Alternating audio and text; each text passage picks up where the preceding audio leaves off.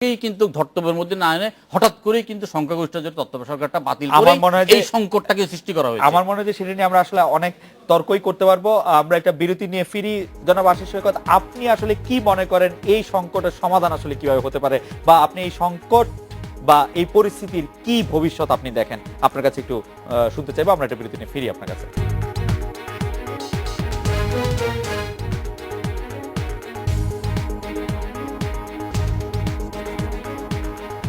ফিরলাম আজকে বাংলাদেশে। আশিস ভাই, একথা তো ঠিক আসলে যে আওয়ামী লীগ এরকম একটি নির্বাচন করে ৫ বছর থাকা এবং এই রাজনৈতিক সংকট আমরা যদি কোনোভাবে, আপনি সামনের সপ্তাহটি খারাপ যাবে আপনি বলছিলেন, সামনের সপ্তাহ যদি পার হয় এই টেনশন কিন্তু থাকবেই। আওয়ামী লীগ সরকার কি এই টেনশনের মধ্যেই আমাদের রাখবে, নাকি অন্য কোনো আপনি ব্যবস্থা আপনি দেখতে পাচ্ছেন অতি? না, সেটি এখন চ্যালেঞ্জ আমি মনে করি যে রাজনীতির জন্যই চ্যালেঞ্জ, গণতন্ত্রের জন্য তো বড় চ্যালেঞ্জ বটেই।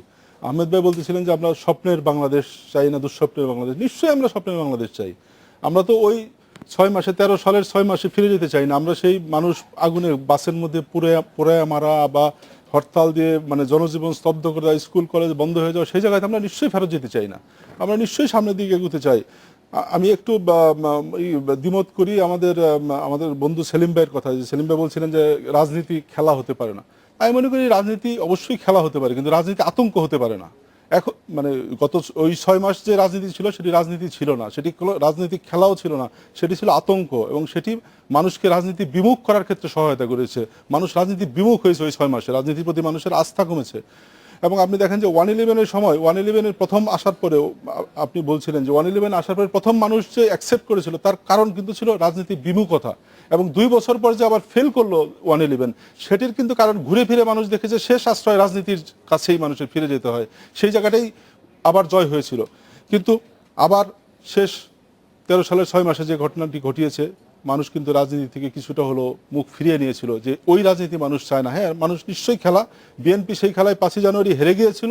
আমি খুব স্পষ্ট করে বলতে চাই যে বিএনপি 5ই জানুয়ারির সেই খেলায়, রাজনীতির খেলায় হেরে গিয়েছিল। এবং বিএনপিকে এখন এই যে 5ই জানুয়ারি থেকে আবার আন্দোলন তারা শুরু করতে চাইছেন, তাদের সেই পরীক্ষা দিতে হবে যে তাদের রাজনীতির খেলা হবে অহিংস, এবং মানুষকে তারা সমবেত করবেন মানুষের শক্তি দিয়ে। তারা কিন্তু আসলে এখানে একটি প্রশ্ন আছে, বিএনপি যখন অহিংস আন্দোলন করেন, আমরা সাংবাদিকরাই তো বলি যে বিএনপি আন্দোলন করতে পারছে না এবং আমরা খুব বেশি গুরুত্ব দিচ্ছি না। আমরা এক জায়গায় একটা গাড়ি না পুড়লে, এক জায়গায় একটা ঘটনা না ঘটলে আমরা তো বলি না বিএনপিকে আপনি নিয়মতান্ত্রিক আন্দোলন করতে দিবেন না, অনিয়মতান্ত্রিক আন্দোলন করতে দিবেন না। তাহলে বিএনপি কি করবে আসলে, বা বিএনপি বিরোধী দলীয় জোট করবে নাকি? না, নিশ্চয়ই আমি আপনার সঙ্গে খুবই একমত। আমি শুরুতেই বলেছি যে 5ই জানুয়ারি বিএনপি যে সমাবেশটা করতে চেয়েছিল সেটি সরকারের করতে দেওয়া দায়িত্ব ছিল, এবং সেটি শুধু করতে দেওয়া না, সেটি সরকারের নিরাপত্তা। এবং কয়েকদিন আগে বেগম খালেদা জিয়া নিরাপত্তার জন্য আবেদন করেছেন, আমি শুনেছি যে তাকে পর্যাপ্ত নিরাপত্তা দেওয়া একজন নাগরিক হিসাবে তার সে অধিকার আছে। এবং আমি মনে করি সরকারের সেটি দায়িত্ব। একজন বিএনপি নেত্রী হিসাবে নন তিনি, একজন শুধু বিএনপি নেত্রী নন, তিনি বাংলাদেশের সাবেক 3 বারের প্রধানমন্ত্রী, তিনি একজন রাষ্ট্রপতি স্ত্রী, সব বাদ দিল তিনি একজন সাধারণ নাগরিক হিসাবেও যদি নিরাপত্তা চান, তাকে সে নিরাপত্তা দিতে হবে। তিনি আজ যে গুলশান কার্যালয়ে আছেন, আহমেদ ভাই খুব আপনাকে বলছেন যে অবরুদ্ধ শব্দটি বলবেন না, এবং আমি মনে করি উনি অবরুদ্ধই আছেন। এবং উনি কেন বাসা থেকে, উনি তো গত 5 বছরে গুলশান কার্যালয়ে রাত কাটান নাই, কাল কেন তিনি গুলশান কার্যালয়ে রাত কাটালেন? এই প্রশ্নের জবাবগুলো কিন্তু আমি আমার মনে হয় আহমেদ হোসেন ভাইয়ের কাছে আমরা জবাব চাই। আমরা আর সেলিম ভাইয়ের কাছে যেতে পারবো না। আহমেদ হোসেন ভাই, আপনার কাছে আমরা জবাব চাই যে তাকে কেন এই 5 বছরের মধ্যে আজকে গুলশান কার্যালয়ে তার অফিসে রাত কাটাতে হচ্ছে বেগম জিয়াকে, এবং আগামীকাল সকালে তিনি যখন বেরোতে যাবেন, পল্টনে যেতে যাবেন বা প্রেস ক্লাবে যেতে যাবেন, আমরা যেরকম শুনেছি, সরকার তাকে যেতে দিবে কিনা? না, আমি এখানে ভালো কথা বলছেন। এখানে আপনি দেখেন, রাজনীতিতে কি ওয়ান ডে ম্যাচ হচ্ছে নির্বাচন, আর পলিটিক্সে কোনো ওয়ান ডে ম্যাচ নেই। যেদিন নির্বাচন হবে সেটা হলো ওয়ান ডে ম্যাচ। সেদিন পিপুলস ম্যান্ডেটে মানুষ গভর্নমেন্ট আসবে, গভর্নমেন্ট যাবে। এখানে খন্দকার মাহবুব হোসেন সাহেব, তাদের যে চেয়ারপারসনের উপদেষ্টা, তিনি বলেছেন যে 5 তারিখে শেষ খেলা হবে। এইটা নেগেটিভ মেসেজ। শেষ খেলাটা বলতে কি বোঝাচ্ছেন? আর আপনি যেটা বলছেন যে উনি বাসায় গুলশানের ওনার কার্যালয়ে আছেন, আমি তো আগেই বলেছি ওনার কার্যালয়ে উনি আছেন, উনি তো বাসায় যাচ্ছেন না। উনি যদি ইচ্ছাই করেন এই মুহূর্তে বাসায় যেতে পারবেন।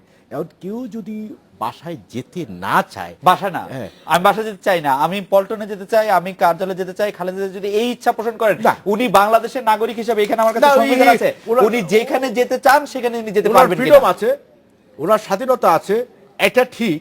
আবার উনি কিন্তু পুলিশের সহযোগিতা চেয়েছেন নিরাপত্তাকে জোরদার করার জন্য। উনি আগামীকাল যখন তিনি পুলিশের তিনি যেতে চাবেন পল্টনে, তার দলীয় কার্যালয়ে, আপনি একটা আপনার দৃষ্টি আকর্ষণ করছি যে আপনার পশ্চিমবঙ্গে যে বোমা বিস্ফোরণটা হলো, জি। সেখানে একজন আসামে যে জঙ্গি একজন মহিলা অ্যারেস্ট হলো, সেখানে কিন্তু তথ্যটা এসেছে দুই নেত্রীকেই কিলিং এর জন্য তারা একটা ষড়যন্ত্র করছিল। জি। সেই ক্ষেত্রে আপনার নিরাপত্তা দিয়ে তাকে না, আমাকে বলতে দেন। জি। এবং আপনি তার শেষ এই যে করুন।